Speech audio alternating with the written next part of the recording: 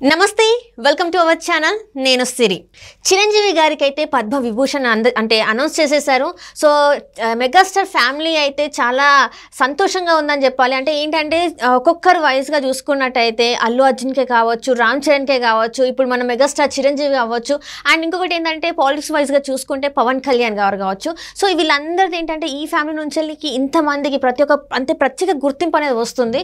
So ఈ అంశం మీద చర్చించడానికి మనతో పాటు ఉన్నారు ప్రముఖ సినీ క్రిటిక్ దాసరి విజ్ఞాన్ గారు. నమస్కారం సార్. నమస్తే సార్. ఇప్పుడు చూస్తున్నట్టయితే మెగాస్టార్ చిరంజీవి గారికి అయితే పద్మ విభూషణ్ అవార్డుని అనౌన్స్ చేశారు. సో ఇంకా అంటే నార్మల్గానే మెగాస్టార్ అంటేనే ఒక ప్రత్యేకమైన ఫీల్ ఉంటుంది. అంటే మనం చిన్నప్పటి నుంచి వెళ్ళి చూసిన ఇప్పటికీ కంబ్యాక్ అయినాక కూడా అండ్ పాలిటిక్స్లోకి ఎంట్రీ ఇచ్చినా కూడా ఆయన మీద ఉన్న ప్రేమ ఎవరికి కూడా ఫ్యాన్స్లలో ఏమాత్రం ఎవరికి కూడా తగ్గలేదు చెప్పాలంటే. సో ఇంకా ముందు అంటే మెగాస్టార్ గారి కెరియర్ ఎలా ఉండబోతుంది? ఇప్పుడు రామ్ చరణ్ గారి కెరియర్ అంటే RRR మూవీతోనే ఆస్కర్ లెవెల్లో వెళ్ళి గుర్తింపు తెచ్చుకున్నారు. పవన్ కళ్యాణ్ సార్ చూస్తే పొలిటికల్ లైఫ్లో బిజీగా ఉన్నారు. అండ్ మన అల్లు అర్జున్ పుష్పతోనైతే నేషనల్ అవార్డు కొట్టేశారు. ఇంకెన్ని అవార్డ్స్ ఉన్నాయంటే మొత్తం వీళ్ళ ఫ్యామిలీలోనే కనబడుతున్నాయి. సో ఎలా ఇది అసలు ఎట్లా చూడాలి అంటే పద్మ అవార్డులు ఏంటి కేవలం చిరంజీవి గారు ఒకరికే వచ్చిందా, ఇంకెవరికి రాలేదా? చాలా మందికి వచ్చాయి. మరి ఎందుకు ఓన్లీ చిరంజీవి గారిని హైలైట్ చేస్తూ మాట్లాడుకోవాలి? అంటే మిథున్ చక్రవర్తి గారు గొప్పోడు కాదా? చాలా గొప్ప. దెన్ మరి కెప్టెన్ విజయకాంత్ పోయిన ఆయన గొప్పవాడు కాదా? అంటే ప్రపంచం అంతా ఎక్కడ చూడు మెగాస్టార్ చిరంజీవికి పద్మభూషణ్, పద్మవిభూషణ్, పద్మశ్రీ, పద్మ ఇంకా ఇచ్చేయండి, పరమవీర చక్ర ఇవి ఉంటాయి కదా, అది వచ్చేసి పరమవీర భారతరత్న, నోబుల్, ఇవేం తక్కువ, ఇచ్చేసేయండి, అన్ని అవార్డులు ఇచ్చేసేయండి. అంటే ఇందులో ఒకటి ఏంటంటే ఇందులో ఒకటి నేను విన్నంత వరకు ఏంటంటే జగన్ గారు అంటే పొలిటికల్ వైజ్గా జగన్ గారు సిఫార్సు చేపించారు మోదీ గారితో పద్మ విభూషణ్ ఇప్పించాలని చెప్పేసి కూడా ఒక వార్త అయితే హల్చల్ అయింది. ఎందుకంటే నేనే కొన్ని చేశాను దాని మీద. సో ఇందులో ఈ రకంగా ఏమైనా వచ్చిందంటారా? ఏ రకంగా వచ్చినా ఏం చేసినా సరే నాకు అర్థం కావట్లా. ఒక ఫేమస్ మ్యూజిషియన్కి వచ్చింది అవార్డు, మాట్లాడుకోవట్ల వాళ్ళ గురించి మనం, వాళ్ళు ఎన్ని పాటలు చేశారు, ఎలా ఒక నృత్యకారునికి వచ్చింది అవార్డు, మాట్లాడుకోవట్ల ఆవిడ గురించి, ఆవిడ కళ ఏంటి, ఆవిడ ఎంత కష్టపడింది. ఒక సినిమా నటుడికి వచ్చింది అవార్డు, అవార్డు, అసలు ఇంతకు మించిన అవార్డు అసలు ప్రపంచంలో లేదన్నట్టు. ఎందుకు? Why you people are projecting like that? Why means అంటే మన తెలుగు ఇండస్ట్రీలో he's the one of the main pillar కాబట్టి జనాల్లో ఉన్న ప్రేమే ఆయనకి అంతగానం ఫేమ్ తీసుకొచ్చిందేమో. వీళ్ళే సోషల్ మీడియాలో ఇంతగానం ఆయన గురించి పోస్టులు పెడుతున్నారేమో, అందుకే ఇంతగానం మాట్లాడుకుంటున్నారేమో. సో సరే, ఇది బాగానే ఉంది, ప్రేమ కూడా బాగానే ఉంది. ఆ మధ్యకాలంలో ఒక అమ్మాయి పుట్టింది వీళ్ళ ఫ్యామిలీలో. అవును, ఉపాసన, రామ్ చరణ్ గారు. ప్రపంచంలో ఇంకా ఎక్కడ ఏ అమ్మాయి పుట్టలేదు అన్నట్లుగా మొత్తం మీడియా అంతా అక్కడే ఉంది. అంటే ఈ విషయంలో ఒక అద్భుతం జరగబోతుంది. ఈ మొత్తం ఈ కలియుగం మొత్తంలోనే ఒక అద్భుతం జరగబోతుంది. అంటే ఆ పాప పుట్టిన దానికి కూడా అసలు పుట్టిన ఎవరికైనా జాతక చక్రం చేస్తామో మాట్లాడతాం. పుట్టిన వెంటనే ఒక ఆస్ట్రాలజర్ కూడా ఆమెది ఇలాంటిది, ఇంకా ఈమె తర్వాత పిల్లలు పుట్టారు అని కూడా ఈమెది ఒక గొప్ప జాతకం అని చెప్పేసి కూడా ఇంకా చెప్పాలంటే నిన్నటి అయోధ్య రామ్లల్ల విగ్రహానికి కూడా అంత క్రేజ్ ఉందో లేదు, కానీ ఆ పిల్ల పుట్టినరోజు మాత్రం అంత చేశారు. ద రీజన్ ఏంటంటే మళ్ళీ నెక్స్ట్ సరే అక్కడంటే పాప పుట్టింది, ఒక ఆనందం, అంటే 11 years తర్వాత ఒక రీజన్ ఉంది, బాగుంది. ఇక్కడ ఈయనకు అవార్డు వచ్చింది, హీ సెలబ్రేటింగ్, బాగానే ఉంది. కంపారిటివ్లీ లాస్ట్ టైం, సరే ఈ సందర్భంలో నేను ఒప్పుకుంటా, లాస్ట్ టైం రామ్ చరణ్ కి ఆస్కార్ రాలేదు. ఆస్కార్ వచ్చిన సినిమాలో ఆయన ఒక పార్ట్, ఆస్కార్ వచ్చింది కీరవానికి అండ్ సింగర్ రాహుల్ సిప్లిగంజు, చంద్రబోసు, మొత్తం they have to celebrate. Karthikeya, Kalabhairava వాళ్ళే నెక్స్ట్. ఈవెన్ మన మాస్టర్ ప్రేమ్ రక్షిత్ మాస్టర్ వాళ్ళు సెలబ్రేట్ చేసుకోవాలి. అండ్ గోల్డెన్ గ్లోబ్ కూడా ఈయనకు రాలా, సీరియస్లీ రాలా. గోల్డెన్ గ్లోబ్ని ఇక్కడ, ఆస్కార్ని ఇక్కడ పెట్టుకొని ఇలా ఒక ఫోటో దిగాడు.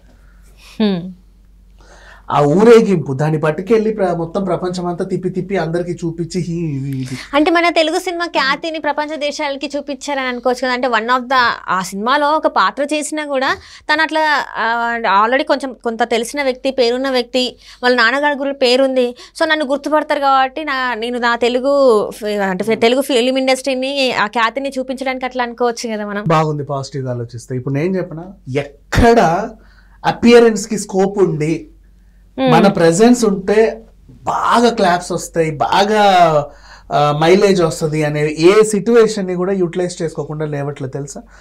హైదరాబాద్ కి క్రికెట్ మ్యాచ్ వచ్చినా వీళ్ళ ఇంటికి వచ్చి ఫోన్ చేసి వెళ్ళాలి. అంటే దే ఆర్ యూజింగ్ అంటారా, అంటే వాళ్ళ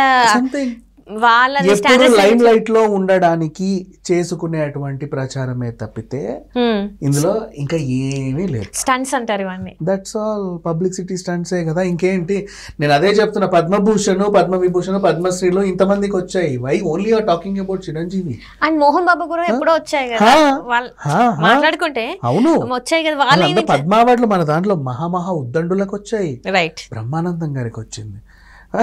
ఇంత హడావిడి ఇంత రచ్చ ఏం చేయలే, ఎవరు చేయలే, అవార్డు వచ్చింది అంతే. ఇక్కడ ఒక కళాకారునికి వస్తే ఆవిడ గురించి చెయ్యండి అమ్మ, పొద్దున్న నుంచి ఆ కళ గురించి తెలుస్తుంది. ఆ కూచిపూడి డాన్సరా, భరతనాట్యం డాన్సరా, ఇంకెవరన్నా ఓ మ్యూజిక్ డైరెక్టర్కి వచ్చింది, వాళ్ళ గురించి చెప్పండి. ఒక సామాజికవేత్త వచ్చింది, ఆమె రోడ్లు ఊడిసిందా, సామాజిక సేవ చేసిందా, చిన్నపిల్లలకి ఏమైనా తిండి పెట్టిందా, ఇంకేమైనా చేసిందా, వాట్ ఎవర్. ఓ రైతుకు వచ్చింది, వాడు ఏం పండించాడు, ఎన్నేళ్ళు కష్టపడ్డాడు, ఎన్ని పొలాలు పోగొట్టుకున్నాడు, మళ్ళీ ఎప్పుడు నిలబడ్డాడు. ఒక బిజినెస్ మ్యాన్కి వచ్చింది, ఏ స్థాయి నుంచి వచ్చాడు, ఏ స్థాయికి వెళ్ళాడు. ఈయన కూడా బాగానే ఉన్నాడు, నేను స్థాయి గురించి మాట్లాడట్లా, కష్టపడే పైకి వచ్చాడు కాదన్నట్లా. బట్ వాట్ ఎవర్, అందరికి ఈక్వల్ ప్రిఫరెన్స్ ఇవ్వండి. అంటే ఇక్కడ ఏముందంటే అటు బీజేపీ వాళ్ళు కూడా చిరంజీవి గారిని ఎంత హైలైట్ అయితే ఇప్పించినందుకు మోడీ గారికి కూడా ఒక కృతజ్ఞత భావం ఈయనలో ఉండాలి. అంటే ఇక్కడ నాకు ఒక డౌట్ ఏంటంటే, ఇప్పించడం ఏంటి, మనలో అది ఉంటేనే కదా ప్రభుత్వం అలాంటి అవార్డ్స్ ఇస్తారు. ఇక్కడ నేను చెప్తాను, ఆ అవార్డు ఇచ్చిన కేటగిరీ పద్మ పురస్కారం. ఏ కేటగిరీ ఇచ్చారంటే కరోనా టైంలో ఈయన చేసినటువంటి సేవలకి, ఆ బ్లడ్ బ్యాంక్ తరఫున ఇచ్చినటువంటి ప్లాస్మాకి, పైగా కొంతమందికి ఫిలిం కళాకారులందరికీ ఉప్పు, పప్పు, చెకోడి ఇవన్నీ ఇచ్చినందుకు ఆయనకి అవార్డు ఇచ్చారు. కరోనా టైంలో సోను నిగమ్ మరి అంటే వాళ్ళు కూడా విరాళాలు సేకరించి ఇచ్చారు, బానే ఉంది. కరోనా టైంలో ఇంకా రాకేష్ మాస్టర్ లాంటి వాళ్ళు రూపాయి లేకుండా కూడా బయట నుంచి తెచ్చి సేవలు చేశారు. 100 మంది సేవలు చేశారు కరోనా టైంలో. ఇంకా వీళ్ళే డబ్బులు చేయాలి కదా, ఎందుకంటే ఇంకా ఆశా వర్కర్ల గురించి చెప్పుకో, ఇంటింటికి వెళ్ళింది, కరోనా ఉందని తెలిసినా కూడా పేషెంట్లను ముట్టుకున్నారు, వాళ్ళని కవర్లతో చుట్టారు, 100 సేవలు చేశారమ్మా. ఆ సెగ్మెంట్ కే నేను కొంచెం విభేదిస్తున్నా. పోనీ ఇంకేదైనా సెగ్మెంట్ చెప్పు, ఈయన ఎనలేని కృషి చేసి సేవలు అందించారు ఇన్నేళ్లుగా తెలుగు పరిశ్రమకి అంటే, ఒక హీరోకి ఇంతకుముందు ఆల్రెడీ ఒక పద్మ పురస్కారం ఇచ్చారు సేవలకి, హీరోకి సంబంధించి ఆల్రెడీ ఒకటి వచ్చింది, రెండోది సరే బానే ఉంది, అంతవరకు కూడా ఓకే. ఈయనకి రావద్దు అని నేను అనట్లా, వచ్చింది బానే ఉంది. నలుగురితో ఒకరికి ఈయనకు కూడా ఇచ్చారు, నలుగురిని గుర్తించండి సమానంగా. ఈయననే ఏదో భజన చేయకండి అని చెప్తున్నా. చూడడానికి చాలా చిరాగ్గా ఉంది ఎప్పుడైనా సరే. అంటే వీళ్ళ ఇంట్లో పిల్ల పుట్టినా ప్రపంచంలో పండగే, వీళ్ళకి సంబంధించి మూల ఎక్కడో ఎవరికి ఏది వచ్చినా సరే మొత్తం పెద్ద పండగ అనమాట. అసలు అది ఎట్లా అంటే ఇక దానికి మాటలు కూడా లేవు వర్ణించడానికి. ఇంతకు ముందు అంటే భవిష్యత్తులో జరగదు, అంటే పాస్ట్ లో జరగంది భవిష్యత్తులో కూడా జరగదు, ఇప్పుడు మాత్రమే జరిగింది అన్నట్టు.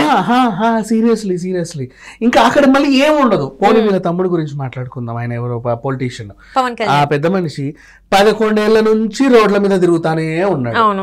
ఒక అద్భుతమైన వాహనాన్ని చెక్కి మరీ చేయించుకున్నాడు. దగ్గర ఉండి అంత బాగా చెక్కారు, అంత నీట్ గా ఉంది.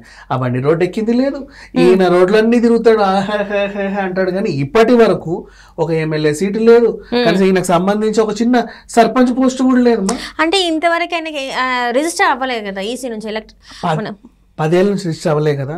ఇంకా చెప్పన్నా, నేను తెలంగాణలో 9 నెలలు హడావిడి చేసిన షర్మిలకి గుర్తింపు వచ్చింది, రాలా వచ్చింది. ఇప్పుడు కాంగ్రెస్ లో మొన్న చేరిందా, నిన్న బహిరంగ సభ పెట్టింది, గుర్తింపు వచ్చింది. రాజకీయాల్లో గుర్తింపు ఈజీ.